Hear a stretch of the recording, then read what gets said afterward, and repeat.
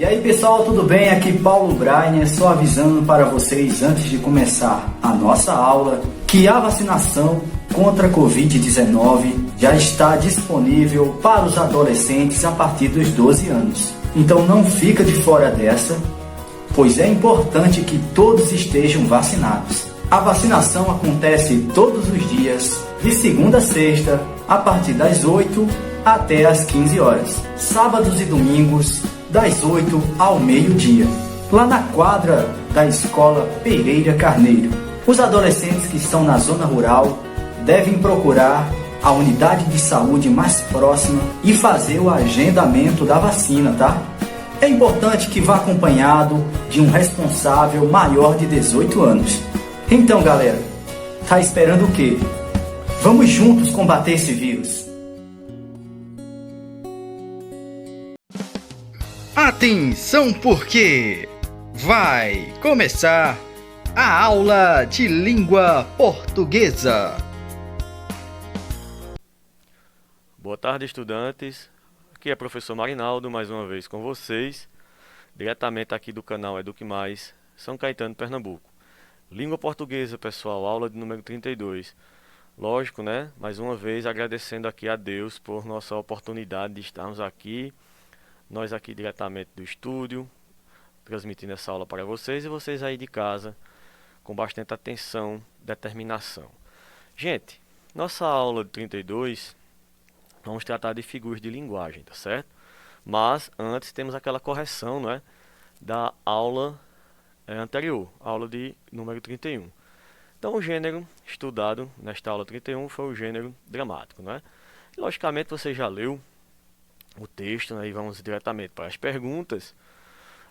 A questão número 1 pede o seguinte: o texto começa com a referência a um fato já ocorrido. Qual é esse fato? Você lá leu direitinho, observou a morte de um habitante do lugar, tá certo? Espero que vocês tenham acertado aí em casa. Questão número 2: qual é o problema enfrentado pelos personagens? Vocês viram aí que é o traslado do defunto para outro país, tá certo?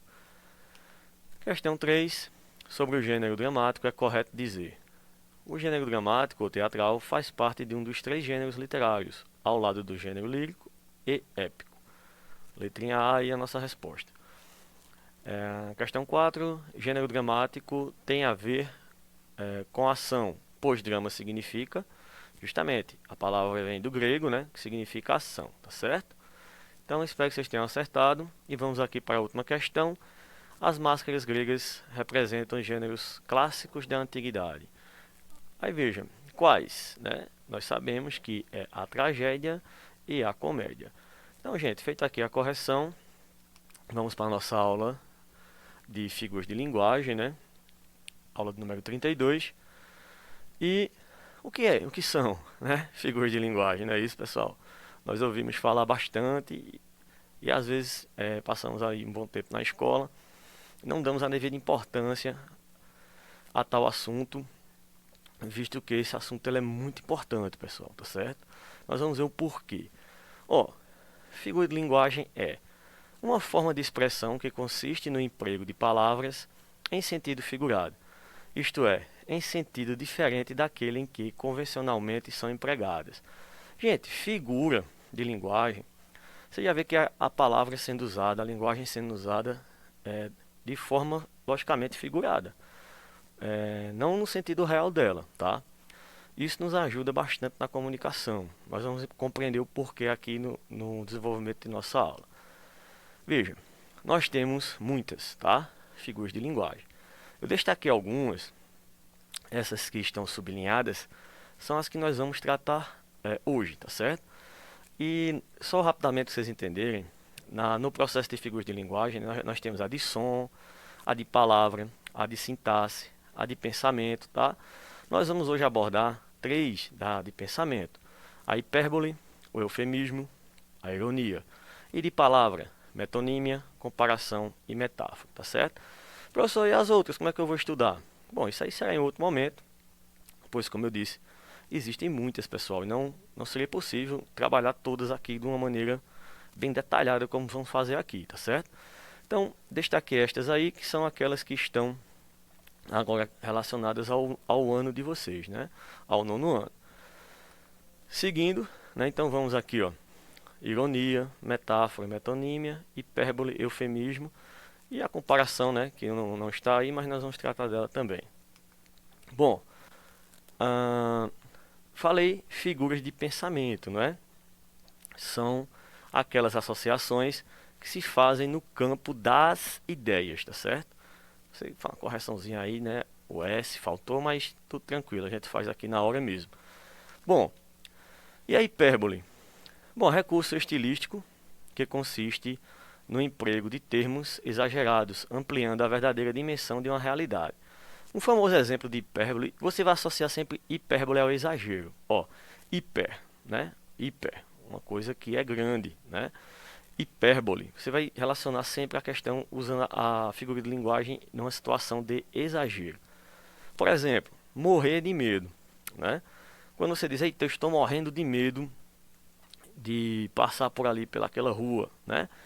Então você está fazendo uso de um hipérbole, tá certo? É muito rápido, né? A figura de linguagem nos ajuda no processo de comunicação para que o outro, né, com quem eu falo, entenda mais rápido o que eu quero dizer. Não é isso?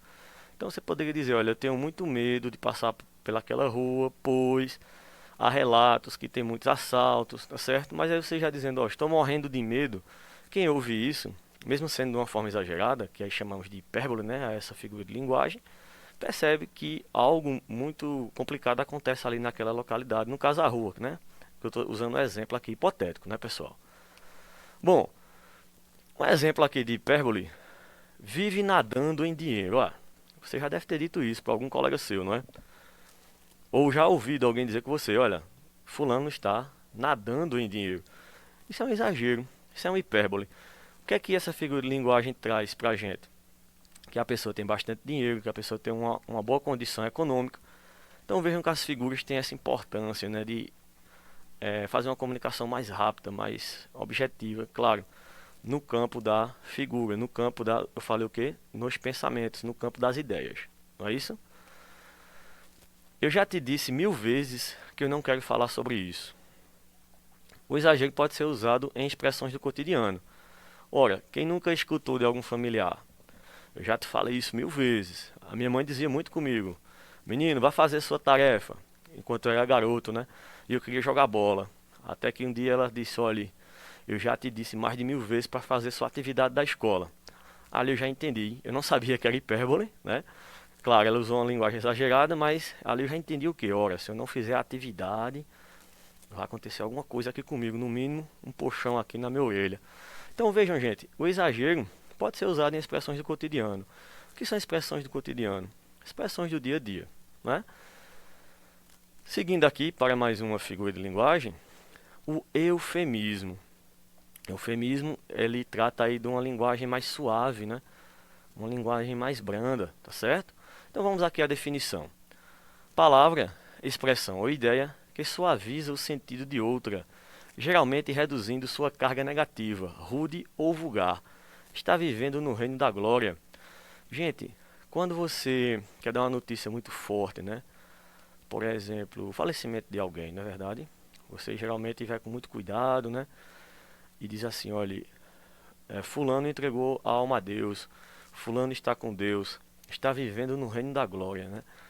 No lugar de você dizer, olha, fulano morreu, né? Fulano está morto. Ou seja, o que se usa para suavizar, minimar, né, o sentido de alguma coisa, tá certo? Então, há quem diga o seguinte, né? Pare com os eufemismos e diga logo a verdade, né? Ou seja, há pessoas que preferem ouvir a verdade de uma forma mais forte, mesmo que choque, né?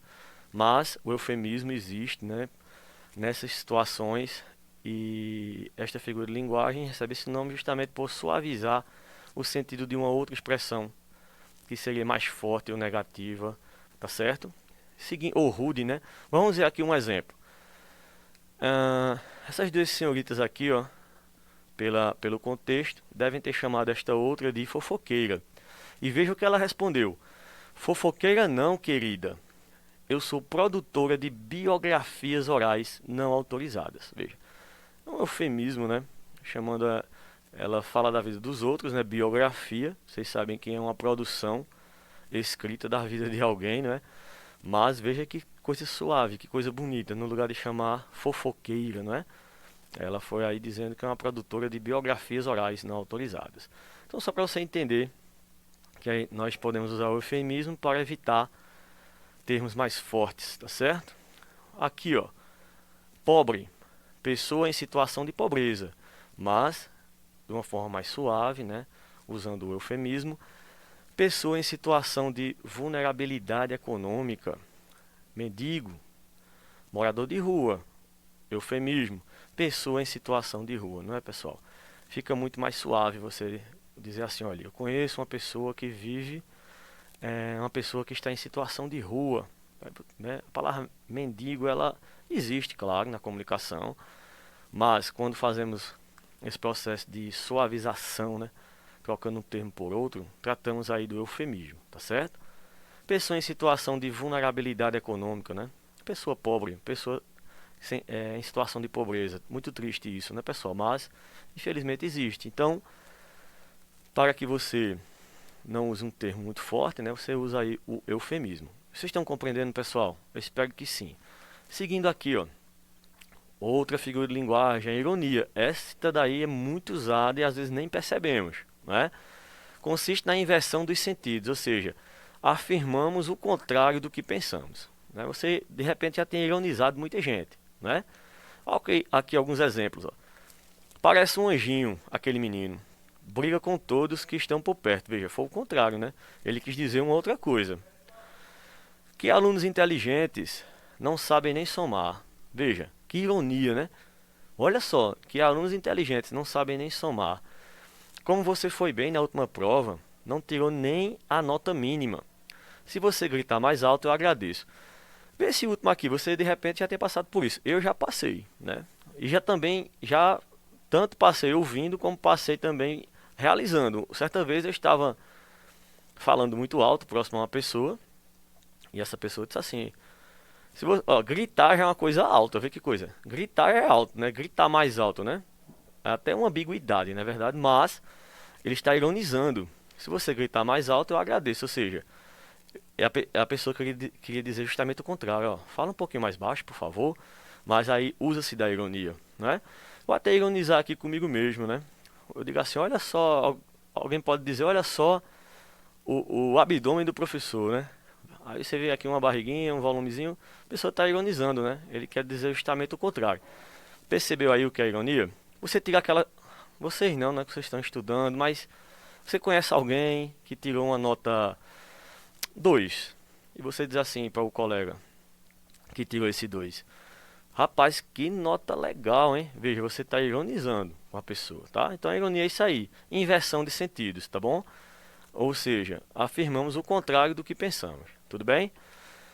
E aqui mais um exemplo, ó. Quem nunca disse essa frase com um colega para que o professor prestasse atenção à chegada dele à sala de aula? Veja só. Olha só quem chegou. Não está nem um pouco atrasado, olha só. Quer dizer, a pessoa deve ter chegado muito tarde após o horário combinado, né, na sala de aula, melhor dizendo, a sala de aula. E aí, geralmente tem aquele estudante que entrega o colega, né? Olha só quem chegou, não está nem um pouco atrasado. Está ironizando, né? Porque ele deveria ter chegado justamente pontualmente. Bom, e aí passamos agora, seguindo aqui, né? Figuras de palavras, sintaxe, são aquelas associações que fazem por meio das trocas de algumas palavras. Veja, essas definições aqui, pessoal, essas partes mais técnicas eu já falei bastante para vocês. Não necessariamente você vai ter que decorar isso aqui, eu quero que você compreenda as figuras, porque geralmente no dia a dia você usa sem perceber, né? E quando você é cobrado disso em prova, te pergunta apenas que tipo é a figura ali. A questão aqui que colocar de sintaxe, porque vocês sabem que as palavras dentro das orações, elas logicamente exercem determinadas funções. Então, por meio da troca de uma palavrinha, como é que eu posso dizer, uma omissão de um conectivo, mas nós vamos compreender essa relação aqui de troca de palavras, acréscimo, fazendo sequência aqui ao estudo das nossas figuras de linguagem, agora com a comparação. Então eu repito, preocupe-se em compreender porque chamamos de figuras de linguagem, tá? Para esse momento, tudo bem? Então, comparação é a aproximação de dois termos entre os quais existe alguma relação de semelhança, como na metáfora, que é uma que a gente vai ver daqui a pouco, tá? Isso aqui é outra, né?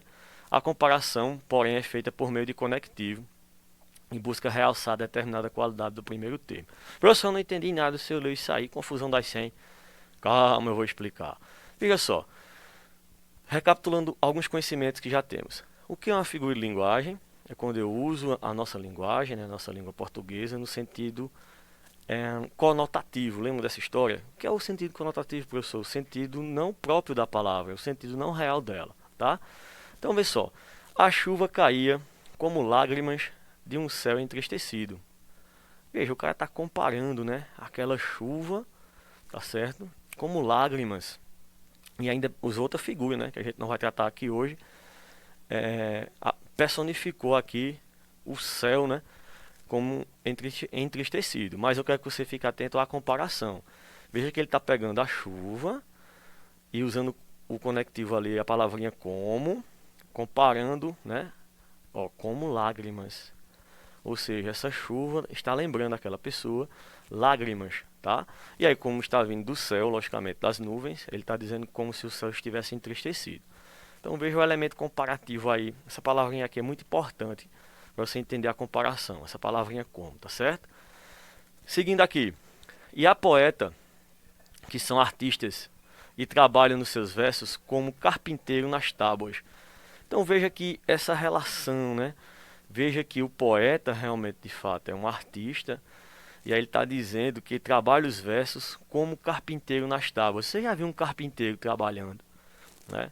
Ou seja, de maneira muito detalhada. Então ele está fazendo uma comparação, tudo bem?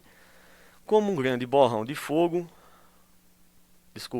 como um grande borrão de fogo sujo, o sol posto demora-se nas nuvens que ficam, né? Então veja aí, claro que há mais elementos, há mais palavras, né, que indicam essa comparação, tal qual, o que nem, né? Você já escutou muito o que nem? Esse que nem ele caminha no campo da informalidade, né? Entende aquela linguagem mais livre, né? Isso é tema até do próximo assunto nosso, tá? Daqui a pouco, em outro momento, melhor dizendo, na nossa aula seguinte. Mas entendam, que nem, ó, ele é que nem o pai, né? Mesmo tendo essa relação da informalidade, o que nem é uma expressão comparativa, tudo bem? Bom, vamos aqui tentar, como é que se diz, massificar aqui a comparação, para você compreender melhor. Comparação é uma figura de linguagem semelhante à metáfora. A gente vai ver metáfora daqui a pouco, tá certo? Usada para demonstrar qualidades ou ações de elementos. É mais facilmente entendida como a aproximação de dois termos que se assemelham. Então vê, o amor queima como fogo, vê. Percebeu? Há uma comparação aí nesse verso aí de Luís de Camões, né? O amor queima como fogo. A chuva cai como lágrimas. A mocidade é como uma flor. A vida vem em ondas como o mar. Então vejam que tudo isso, gente, essas expressões são todas figurativas. E esse elemento como está fazendo uma comparação, tá certo? Pois temos elementos aí de fácil compreensão, de aproximação entre eles, entre os termos. Porque o amor aqui, claro, sentido poético, né, gente? Isso aqui é muito usado dentro da linguagem literária, que nós já estudamos e vocês sabem do que se trata. O amor queima como fogo. Veja, quando, segundo o poeta, né, o amor ali numa situação, né, no seu auge, aquele sentimento, aquele vai mexendo com você. Então o poeta aqui fez a comparação, né, queima tanto quanto o fogo, tá certo? E aquela chuva forte, né, muito forte, como lágrimas, tá certo? A mocidade é como uma flor. Então veja, a gente está caminhando aqui no campo da imaginação, né? Você imaginar a mocidade, imagina uma flor. Então veja que por isso chama-se figura ou figuras de linguagem, tá, pessoal? Porque você vai trabalhar dentro do campo figurativo aí, tá? Bom, e a metáfora? A metáfora, você vai ter aí mais uma afirmação, né? A metáfora não vai ter, basicamente, algum conectivo que faça uma comparação, mas fica subentendida esta comparação dentro da figuração, da palavra figurada, né? Então aqui, ó, é o emprego de um termo com significado de outro em vista de uma relação de semelhança entre ambos. É uma comparação subentendida, tá vendo? Ó, não sei que nuvem trago neste peito, que tudo quanto vejo me entristece. Então aí, Alexandre de Gusmão. Vê só, literalmente, no sentido real da palavra, eu posso carregar uma nuvem dentro do meu peito? Não, né?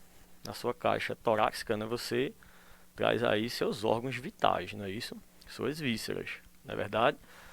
Então veja que na linguagem figurada, essa pessoa aqui, o Alexandre de Gusmão, criou esses versos, né, para querer expressar o que? Ele não sabe o que lhe angustia, o que lhe aperta tanto, né, dentro sentimentalmente. Então, não sei que nuvem trago neste peito, né? Então você tem que imaginar, como assim uma nuvem, professor?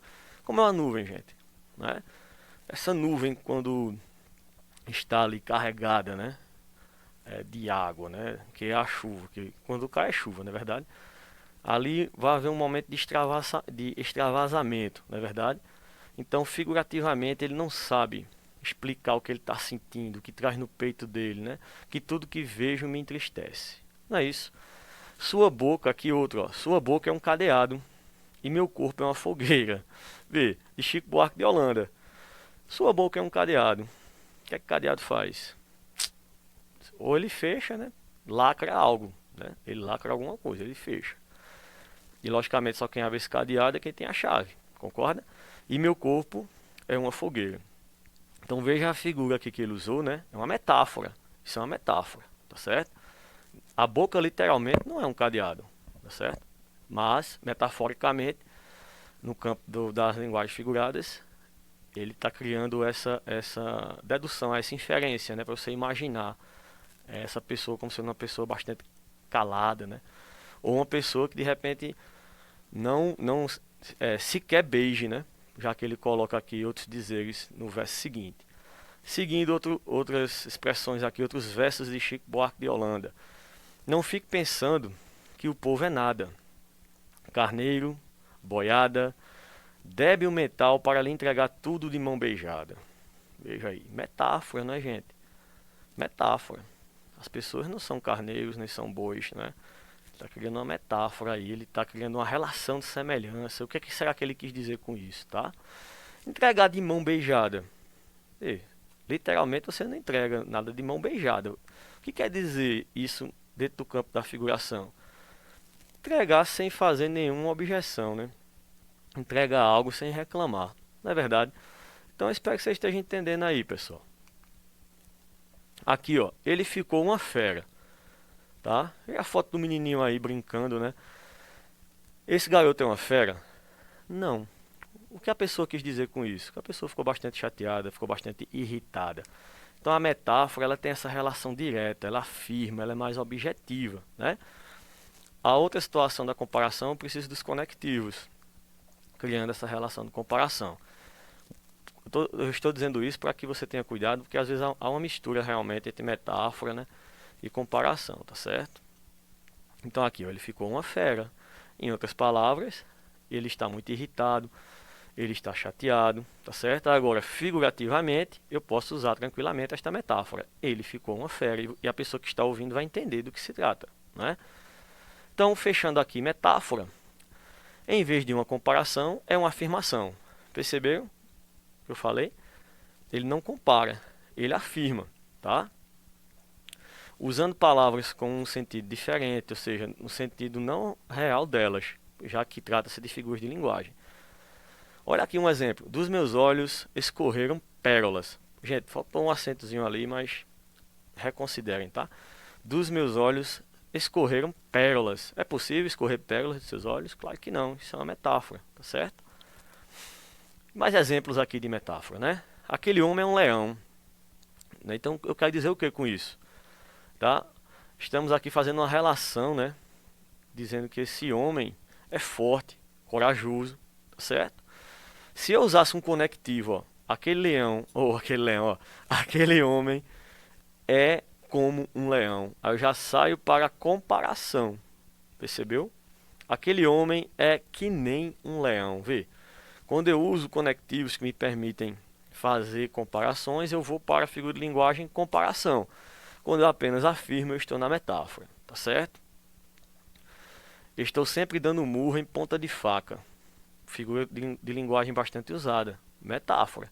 O que a pessoa quer dizer está sempre dando murro em ponta de faca?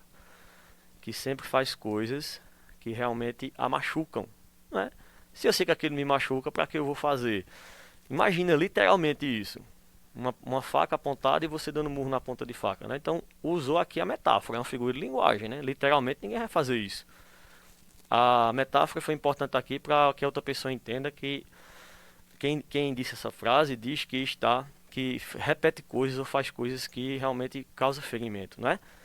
Minha vida é um roteiro de cinema, ó. Alguém já deve ter dito isso. Minha vida é um cinema, ou seja, tem muita, aí cabe muitas interpretações, né?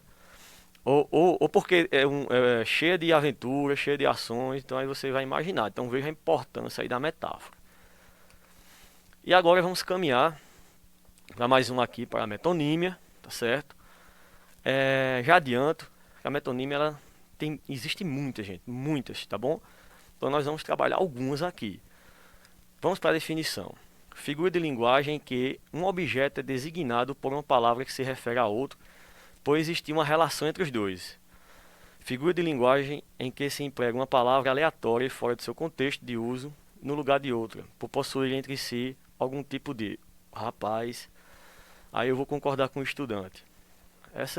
Algumas definições são muito complexas, né? Mas entendamos o seguinte: metonímia é uma relação, é uma figura de linguagem que ela relaciona-se quando há uma aproximação muito grande mesmo entre os objetos ali citados, tá? Entre as coisas, uma relação muito próxima. Eu vou mostrar aqui para vocês, veja. Aqui, ó. É a substituição do sentido de uma palavra ou expressão por outro sentido, havendo uma relação, havendo entre eles uma relação lógica, né? Relação lógica, tá? Tem ali reação lógica, mas relação lógica. Bom, eu vou direto aqui ao ponto, veja. Você, obviamente, já disse para alguém, né, que ouviu, que, pronto, Roberto Carlos, né? Alguém diz assim, olha, eu ouvi Roberto Carlos.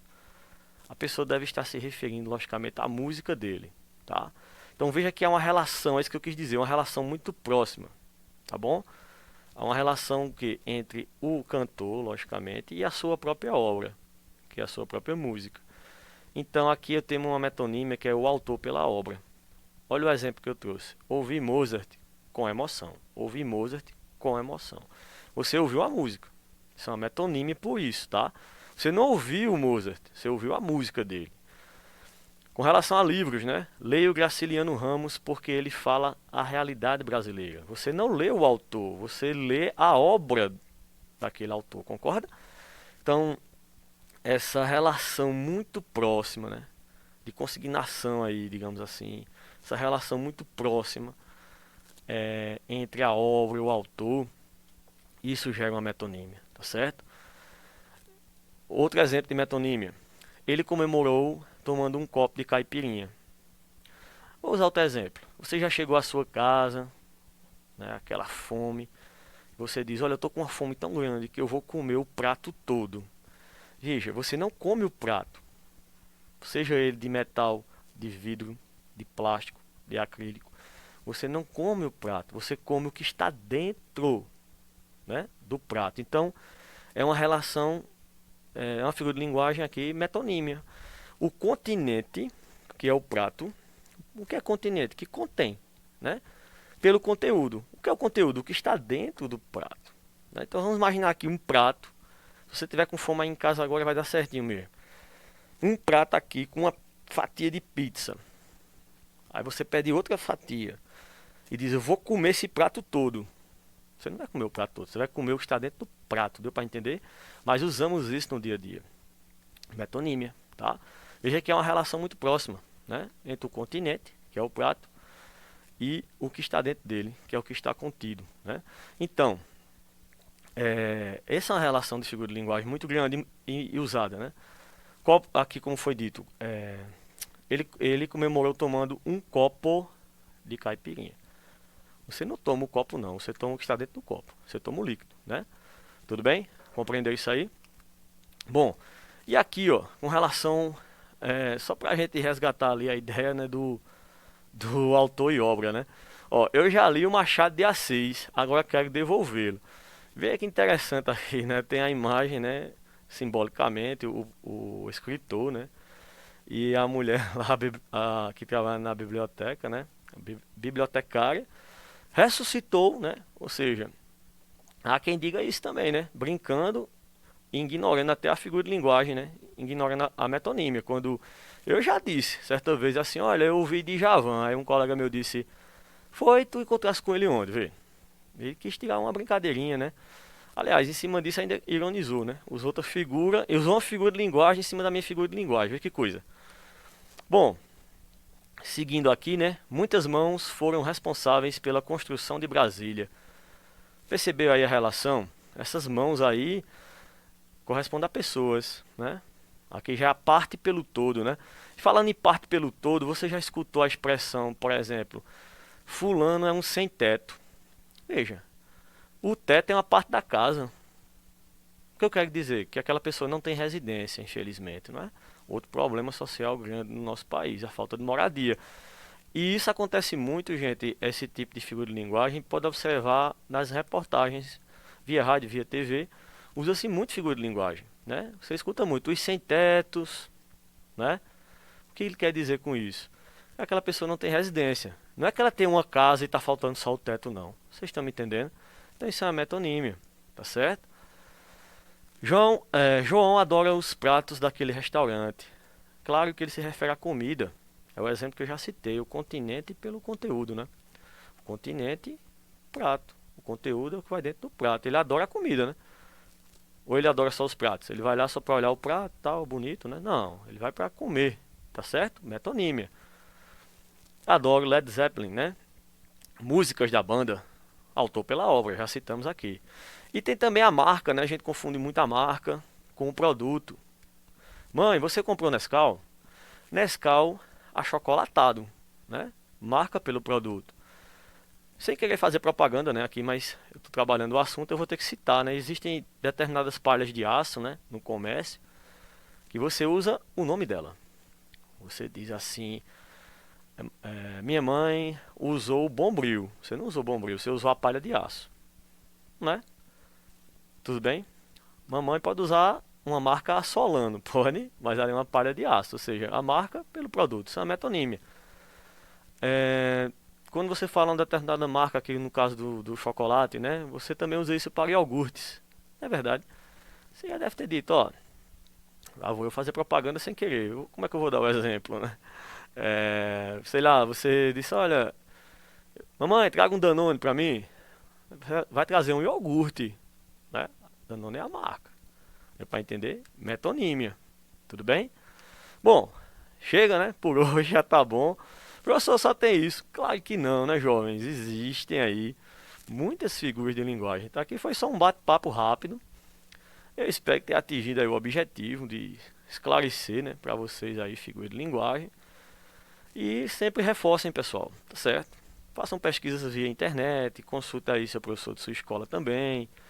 Dúvidas, manda para mim também, tá certo? Enfim, vamos estudar, o importante é aprender. Dicas de leitura. Copo Vazio, tá bom? Olha, professor, só já leu esses livros todos, rapaz, vou deixar você pensar aí, tá? Se você realmente criar um hábito da leitura, você vai ver que você consegue aí ler livros e aumentar o seu vocabulário. Dica de hoje é essa, tá bom? Então, deixo aqui as referências, tá bom? De onde eu tirei o material para produzir. Fica aqui a mensagem, gente. Fé, força e foco. Fiquemos com Deus. E até a próxima, se Deus permitir.